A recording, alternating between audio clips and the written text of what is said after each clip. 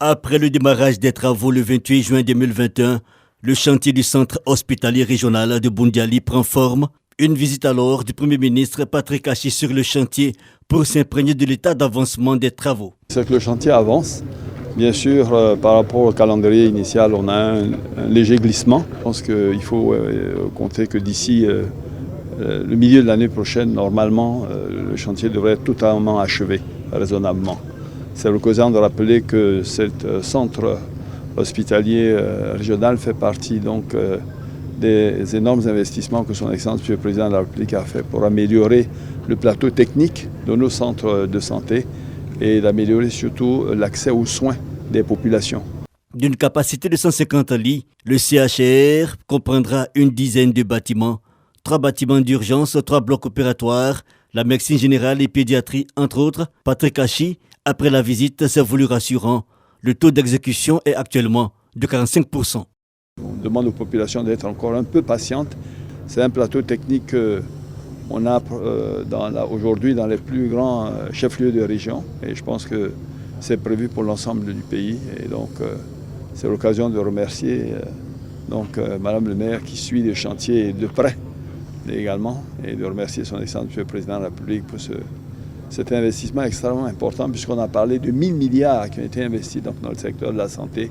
Un futur CHR pour Boundiali sur 8 hectares, coût 40 milliards de francs CFA. Cette structure fait partie des acquis nationaux du programme présidentiel hospitalier engagé par le gouvernement pour le relèvement du plateau sanitaire en Côte d'Ivoire.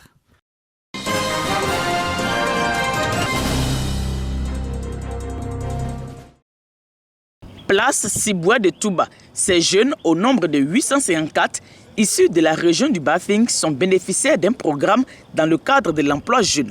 Ce sont les travaux à haute intensité de main-d'œuvre, des formations en aide-soignant, en culture maraîchère, en élevage, le financement des activités génératrices de revenus, les permis de conduire. Un montant de 364 825 000 francs CFA sera mis à leur disposition pour leur insertion professionnelle. Ce programme spécial a été impulsé par le ministre du Budget et du Portefeuille de l'État, cadre du Bafing. Les bénéficiaires sont reconnaissants.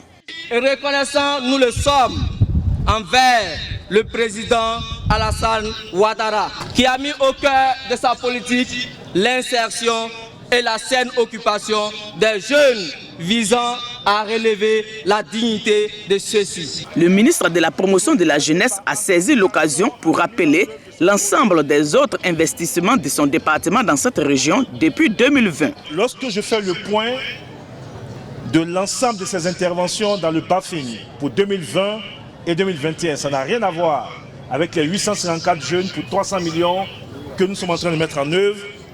C'est 4 125 personnes qui ont bénéficié de 1 milliard 72 582 939 francs CFA, dont nous mettrons à disposition donc les listes de tous les bénéficiaires, c'est-à-dire les 4 125 personnes dans le Bafing qui ont bénéficié donc de l'action du gouvernement et de l'État. Les autorités entendent compter sur l'engagement de cette jeunesse à assurer son autonomie financière dans quelques années. La jeunesse du Bafing, une jeunesse qui en veut et donc qui a besoin d'un petit coup de pouce, et c'est ce que le gouvernement apporte. J'espère qu'on aura ici comme ailleurs le prochain Aliko Dangote dont on sera tous fiers. En marge de cette cérémonie, la phase pilote du programme routier en régie a été lancée ce jour. Il s'agit de l'installation du parc territorial de matériel de travaux publics de Touba. Ce matériel, composé de 17 engins et véhicules, assurera l'entretien du réseau routier de la région du Bafing et des départements voisins de Man, Biankouman, Séguéla et Odiéné.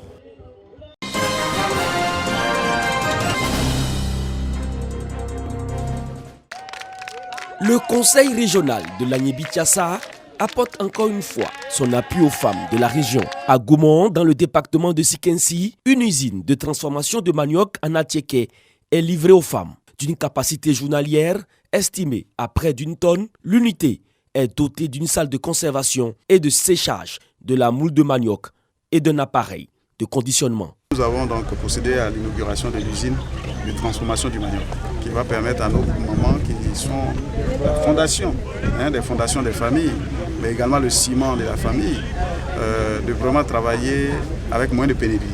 Le coût de la mise en place de cette usine est estimé à 20 millions de francs CFA.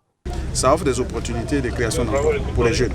Parce qu'il s'agira donc de développer des champs de manioc que nous allons encadrer et permettre à des jeunes, à travers donc des petites unités de transport, d'aller chercher le manioc pour ravitailler l'usine et être payé.